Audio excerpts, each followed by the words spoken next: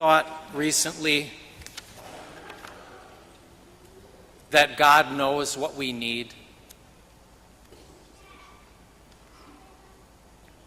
For the 10 lepers in today's gospel, God knew what they needed, and He made a way for them to be healed. 10 were healed, but only one came back and had an encounter with Jesus. As human beings, we can be very good at not encountering Jesus. We may bump into Him, but not really touch Him. We may pass Him by, but not really see Him or notice Him. It's sad, really, how good we can be at missing an encounter with God. But God knows what we need.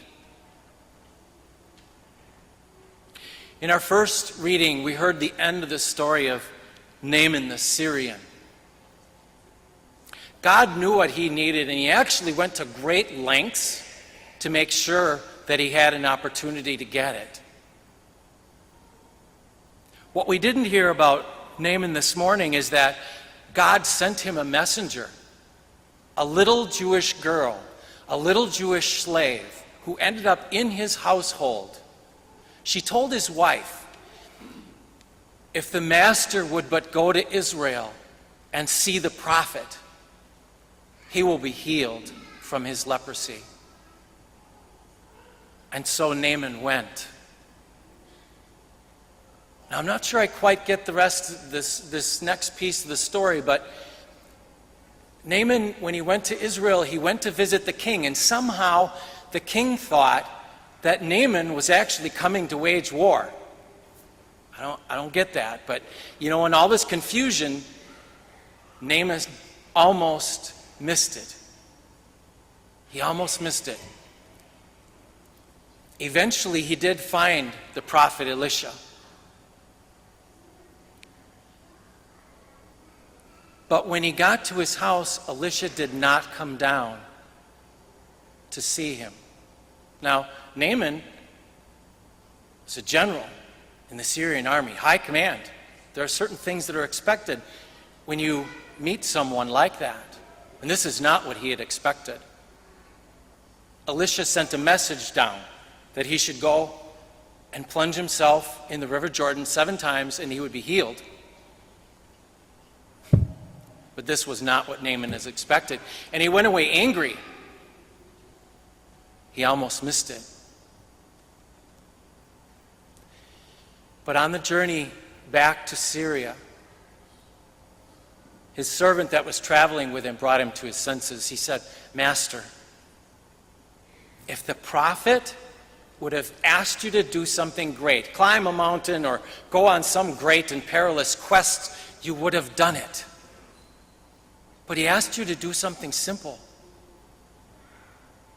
Isn't this more? The reason that you should do as he asked. And so he did, which is where we picked up today in our scripture. He was healed, but he almost missed it.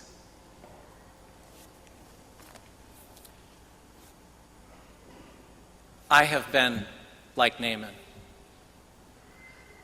I remember a time in my spiritual journey when I put my hands on my hips and I said, okay, God, if this is what you want, I'm going to need this and I'm going to need this. Now, I cannot advise that kind of prayer because normally when we put our hands on our hips and we say, okay, God, things do not turn out well.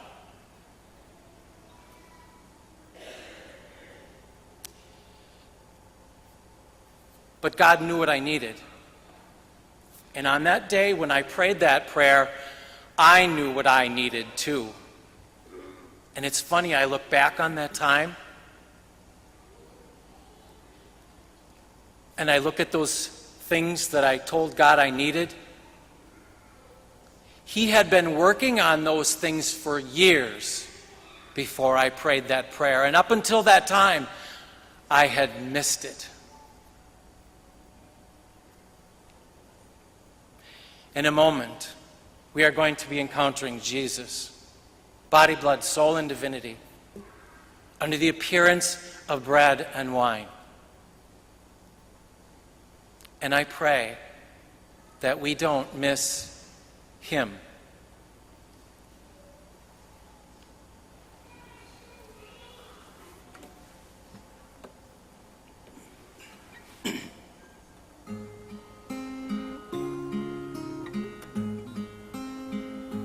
Lord, I come, I confess, bowing here, I find my rest.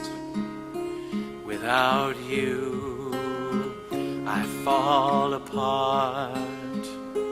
You're the one that guides my heart.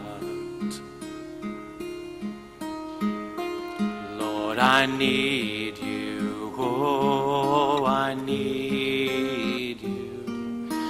Every hour I need you. You're my one defense, my righteousness. Oh God, how I need you. Where sin runs deep, your grace is more. Where grace is found is where you are. And where you are, Lord, I am free. Holiness is Christ in me. Lord, I need you. Oh, I need you. Every hour I need you. You're my one defense, my righteousness. Oh God, how I need you. So teach my song to rise to you. When temptation comes my way, and when I cannot stand, I'll fall on you. Jesus, you're my hope and stay. Lord, I need you. Oh, I need you. Every hour I need you. You're my one defense, my righteousness. Oh God, how I need